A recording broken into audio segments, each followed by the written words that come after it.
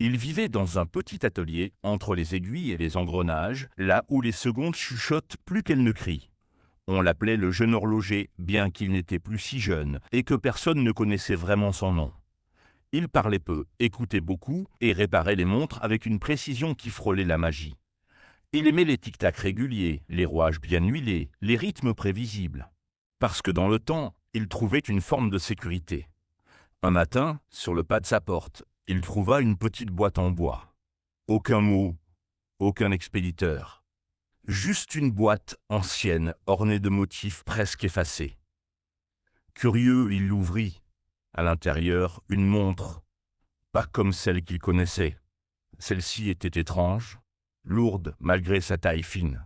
Son cadran était noir et les aiguilles dorées semblaient flotter sans axe. Elle dégageait une chaleur discrète, comme si elle respirait encore. Il la prit dans ses mains et aussitôt, le silence. Un silence absolu. Les oiseaux s'étaient tus, le vent avait cessé. Même les pendules de son atelier s'étaient figées. Il sursauta, laissa tomber la montre. Et tout reprit. Le vent, les sons, le monde. Intrigué, il répéta l'expérience. Saisit la montre, pressa doucement le bouton sur le côté, et le temps s'arrêta. Littéralement. Il venait de trouver une montre capable d'arrêter le temps. Il la regarda longtemps, hésitant entre fascination et crainte. Il passa la nuit à l'étudier. Aucun engrenage visible, aucun système logique. Elle semblait fonctionner par volonté. Au début, il n'en parla à personne. Il l'observait, la testait. Il figeait le temps pour regarder la pluie suspendue en plein vol, pour sentir l'air immobile sur sa peau. Il riait doucement, comme un enfant devant un tour de magie. Puis il s'en servit pour prolonger les bons moments. Une conversation agréable, un lever de soleil, un baiser volé sur une joue. Il arrêtait le temps et restait là, suspendu dans l'instant. Il ne modifiait rien, il ne touchait à rien. Il se contentait de savourer. Mais déjà, quelque chose en lui changeait. Il ne le savait pas encore, mais à force de figer le monde, il commençait à s'éloigner de lui. Il se mit à remarquer des détails que les autres ignoraient, la goutte d'eau qui ne tombait jamais, le souffle d'un chien arrêté en plein bond, une feuille gelée en vol. Tout était beau, mais figé. Et ce figé-là, aussi magique soit-il, portait en lui une ombre. Une nuit, il arrêta le temps au milieu d'une fête. Il voulait rester plus longtemps dans l'euphorie, dans la chaleur humaine. Mais là, dans ce monde immobile, les visages heureux devinrent soudain des masques. Des pantins gelés dans une émotion volée. Il réalisa alors qu'en arrêtant le temps, il volait aussi quelque chose. Ce qu'il croyait savourer n'était plus vrai. C'était une illusion, un souvenir statique. Et lui, coincé dans un entre-deux, devenait de plus en plus spectateur, de moins en moins vivant. Car le temps, aussi imparfait soit-il, est vivant. Et ce qui vit ne supporte pas d'être enfermé. Il commença à utiliser la montre différemment. Ce n'était plus pour admirer un moment agréable. C'était pour éviter. Éviter les disputes, les silences gênants, les regards qui blessent. Il arrêtait le temps chaque fois qu'il ne savait pas quoi répondre, chaque fois que son cœur se serrait. Et dans cette pause, il se sentait fort, intouchable. Mais ce pouvoir avait un goût amer. Le monde, figé, devenait étrange. Les gens gardaient leur sourire figé et leurs larmes suspendues. Les gens gardaient leur sourire figé, leurs larmes suspendues. Plus rien ne bougeait sauf lui, et plus rien ne semblait vrai. Il marchait dans les rues, seul au milieu des ombres immobiles. Même le soleil semblait gelé dans le ciel, incapable de réchauffer quoi que ce soit. Il ne le disait pas, mais il savait. Il savait qu'il se protégeait, qu'il fuyait. Et chaque fois qu'il remettait le monde en marche, quelque chose lui échappait, comme s'il perdait un petit morceau de lui-même à chaque fois. Un jour, en arrêtant le temps, il aperçut un enfant tombant au sol, figé en plein déséquilibre. Il resta là à l'observer, incapable de l'aider, parce qu'aider signifiait remettre le temps en marche. Et remettre le temps en marche, c'était affronter le cri, la chute, la douleur. Il ne fit rien, il attendit que le courage revienne, mais le courage ne revient pas toujours. Alors il appuya à nouveau sur le bouton. Le monde reprit, l'enfant tomba, pleura. Et lui, le jeune horloger, détourna les yeux. Il n'était plus spectateur. Il devenait complice de sa propre fuite. Les jours suivants, il continua d'arrêter le temps, de plus en plus souvent, pour des choses futiles. une vaisselle à faire, un rendez-vous qu'il ne voulait pas honorer, un souvenir qu'il ne voulait pas raviver. Le pouvoir devenait une habitude, une seconde peau. Et plus il appuyait sur ce bouton, plus il sentait le monde lui glisser entre les doigts. Les voix devenaient lointaines, les couleurs perdaient de leur éclat. Même les visages familiers lui semblaient irréels.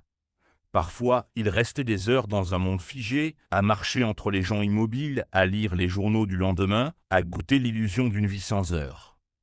Mais c'était une vie vide. Il ne rêvait plus, il ne riait plus, il ne pleurait même plus. Il ne faisait que flotter dans un décor silencieux, comme un acteur qui a oublié son rôle. Un matin, il entra dans son atelier, arrêta le temps et se sentit vide. Complètement vide. Plus de pensées, plus de sensations. Juste une fatigue étrange, comme si le monde entier avait cessé de peser, et que, paradoxalement, cela lui pesait plus encore. Il regarda ses outils, ses montres, ses horloges. Tout était suspendu. Comme lui, jusqu'au jour où il s'aperçut que, montre en main ou non, il n'arrivait plus à ressentir pleinement ce qu'il vivait. Comme si, à force d'arrêter le temps, il avait aussi arrêté ses propres émotions. Il ne savait plus depuis combien de temps il utilisait la montre. Peut-être des semaines, peut-être des mois. Le temps avait perdu toute logique. Il y avait des jours où il ne la quittait plus. Elle était là, dans sa poche, au creux de sa main, comme une seconde peau. Elle pulsait faiblement, presque comme un cœur. Il la pressait sans même y penser, un réflexe, un tic, comme si le moindre inconfort méritait d'être suspendu. Et peu à peu, il s'aperçut que le monde bougeait même quand lui restait figé. Il en oubliait de manger, de dormir, de parler. Il ne vivait plus vraiment. Il figeait, observait, redémarrait. Un automate dans un théâtre d'ombre. Ses proches le remarquèrent. Sa voix devenait plus lente, son regard plus vide. Il riait moins. Il s'éloignait.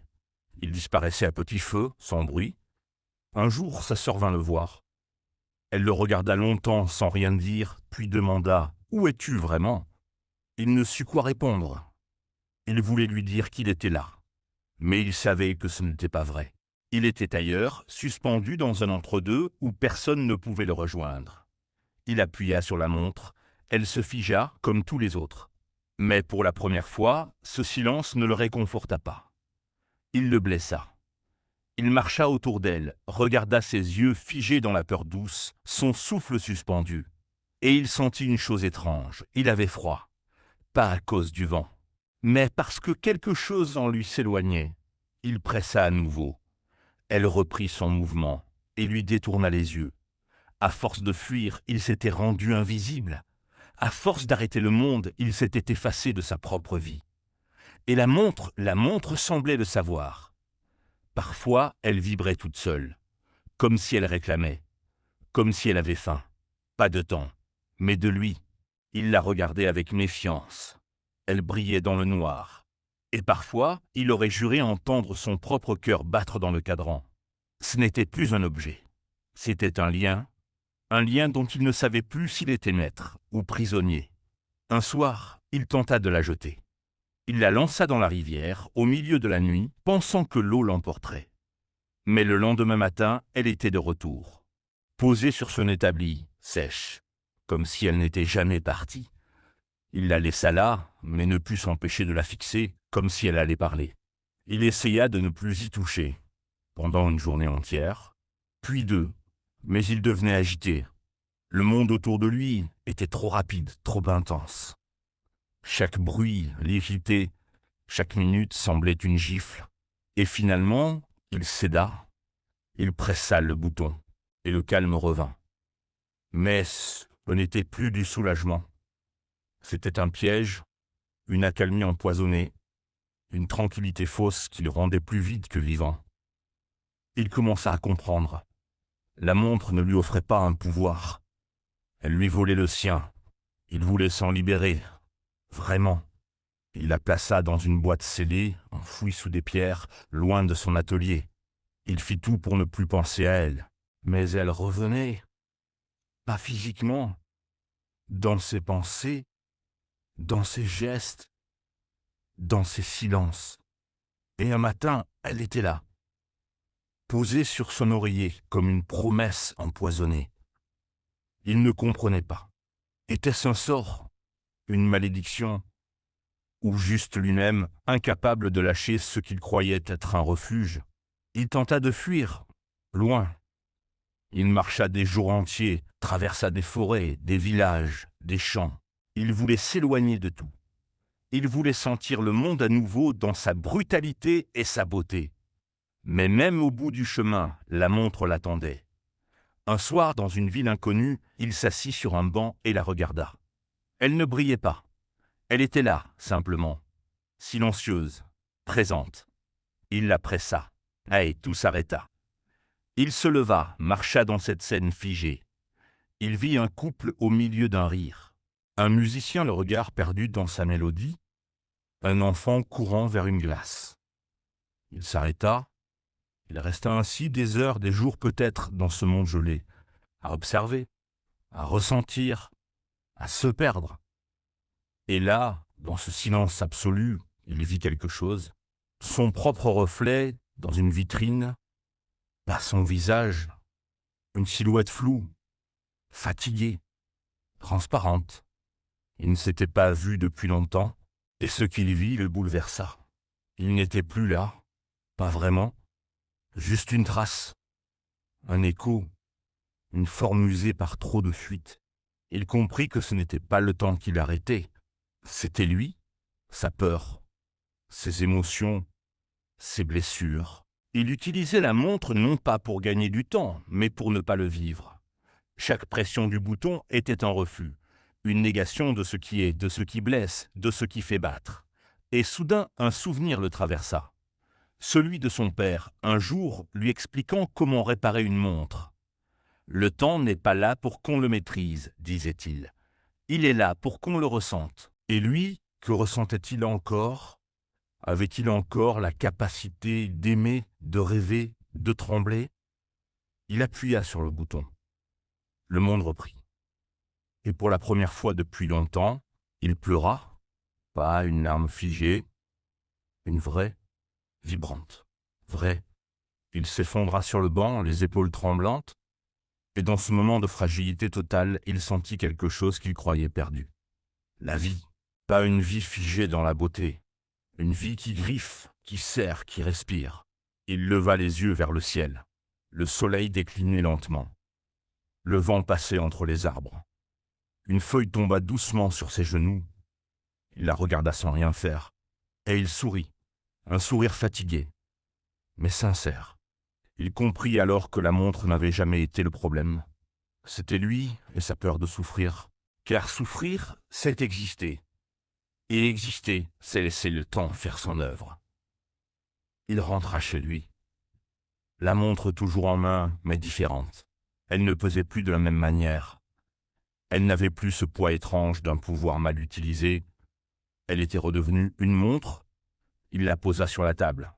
Puis il s'assit et attendit. Les jours passèrent. Il ne la touchait plus. Il la laissait là, comme une relique d'un autre temps. Il recommença à vivre, à parler, à écouter, à rater des choses aussi, à être maladroit, en retard, humain. Il n'était plus parfait. Il était vivant. Et chaque instant imparfait avait une saveur nouvelle. Parce qu'il savait maintenant ce que cela coûtait de figer. Il savait la valeur d'une seconde vécue pleinement. Parfois, il la regardait, cette montre. Elle brillait doucement dans le matin. Mais elle ne l'appelait plus. Elle attendait, et c'était lui qui décidait. Un soir, il la reprit. Pas pour fuir, pour écouter. Il appuya doucement sur le bouton. Le monde s'arrêta. Mais cette fois, il ne fuyait rien. Il observait. Il écoutait le silence, non comme une fuite, mais comme une musique lente, précieuse. Il regarda les visages, les gestes, les choses petites et magnifiques que le temps fait disparaître trop vite. Et puis, il appuya de nouveau. Le monde reprit. Mais lui aussi, cette fois. Il reprit le fil de sa vie, un battement après l'autre. Sans tricher, sans trahir. La montre, elle restait là, parfois utilisée, parfois oubliée, mais jamais plus comme une échappatoire, comme une pause, une respiration, Il devint un autre homme, non pas parce qu'il avait changé de nature, mais parce qu'il avait fait la paix avec ce qu'il était. Il comprit que le temps ne se combat pas. Il se ressent, il se traverse. Et dans ce mouvement imparfait, chaotique, se cache la beauté de la vie. Il commença à enseigner, non pas l'art de figer le temps, mais celui de le ressentir, de l'honorer. Il apprenait aux autres à regarder les secondes comme des perles rares, non comme des obstacles. Des enfants venaient à son atelier pour écouter ses histoires. Des adultes lui parlaient de leurs peurs, de leurs regrets. Et lui, il écoutait, sans interrompre, sans figer. Et c'était cela, au fond. Le vrai pouvoir, ce n'est pas le temps qu'il avait appris à contrôler, c'est sa manière de l'habiter. Et cette montre, elle n'était plus une ennemie, elle était une alliée silencieuse. Un rappel que même les plus grands pouvoirs n'ont de sens que lorsqu'on les utilise avec conscience. Les années passèrent. Le jeune horloger devint un vieil homme. Sa main tremblait parfois quand il réparait une montre. Mais son regard, lui, ne tremblait plus. Il savait que chaque tic, chaque tac était une opportunité, une promesse. Et quand vint le moment de poser la montre une dernière fois, il le fit sans peur. Car il avait compris, ce n'est pas le pouvoir sur le temps qui compte. C'est le choix de ce qu'on en fait. Et lui maintenant avait choisi de vivre.